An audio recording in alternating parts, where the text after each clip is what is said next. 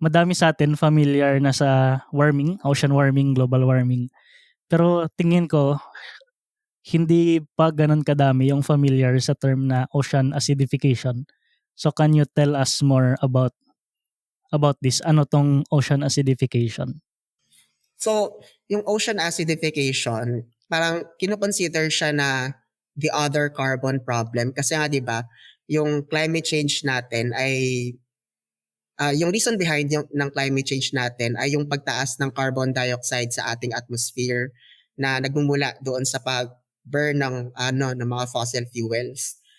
At syempre, dahil sa CO2, 'di ba, meron tayong greenhouse effect, and dahil sa greenhouse effect, umiinit yung mundo natin. At yung dagat natin, yung karagatan natin, ay meron siyang kakayahan na i-absorb yung excess na carbon dioxide at yung excess na heat mula sa atmosphere. Kaya in return, doon napupunta yung CO2, natutunaw siya doon sa tubig at nagiging acidic yung ocean. And ganun din sa excess na heat, nagiging warm siya. Kaya ayun, yan yung term na ocean acidification and warming and global scale siya. Pero meron din na tinatawag na coastal acidification kasi yung coast natin ay unlike sa open ocean na hindi masyadong naapektuhan ng mga anthropogenic na factors. Yung coastal ecosystems natin ay mas prone siya, mas easily siya, I mean mas maraming mga factors na nag-a-affect sa kanyang chemistry, like for example mga nutrient runoff from agriculture or mula sa mga palaisdaan and mariculture. So nagiging acidic din yung coastal waters natin kapag may mga nabubulok na mga doon, na uh, mga feeds at na mga dumi ng isda. And also meron din yung mga plants din like seagrasses kasi during the day may photosynthesis. So kapag may photosynthesis, ginagamit ng plants ang carbon dioxide for photosynthesis at nag-give off sila ng oxygen during the day. Pero kapag gabi, nare-reverse yung process. Since walang light, yung ginagawa ng plant ay nagti-take up siya ng oxygen at nag-give off siya ng carbon dioxide. So, mas nagkakaroon ng maraming source ng carbon dioxide at night.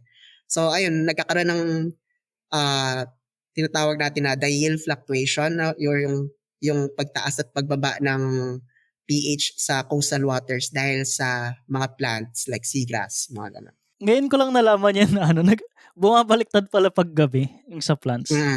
Respiration. So, ibig sabihin, pag gabi, mas nagiging acidic yung coastal waters compared pag umaga. I see. Okay. Ano ba ang implication ng acidification sa mga marine organisms and marine environment? From a global perspective, anong ibig sabihin nun kapag naging acidic na ang dagat? Actually, complicated siya kasi may mga tinatawag tayong winners and losers.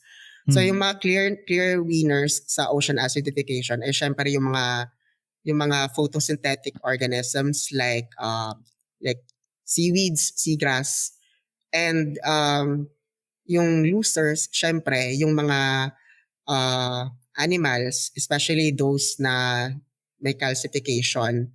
Kasi kapag naging acidic yung tubig dagat natin, especially pag very low yung like close to 7.0 na pH, may tendency na matunaw yung shells ng mga calcifying organisms. Pero merong plot twist dyan kasi actually yung mga calcifying animals, they can still calcify even if acidic yung waters.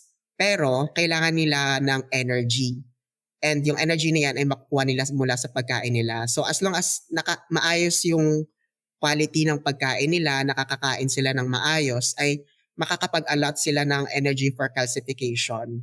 Kasi pag wala silang energy for kasi mas uunahin nila yung survival nila eh. And ayun, kapag wala silang enough energy to allocate for calcification, mas doon matutunaw yung shells nila. So ayun, totoong may dissolution pero may calcification pa rin and kailangan na siya, ma-mitigate ng calcification yung dissolution na nangyayari. Curious ako dun sa sinabi mo na yung ocean acidification, yung pH niya, pH value niya close to 7.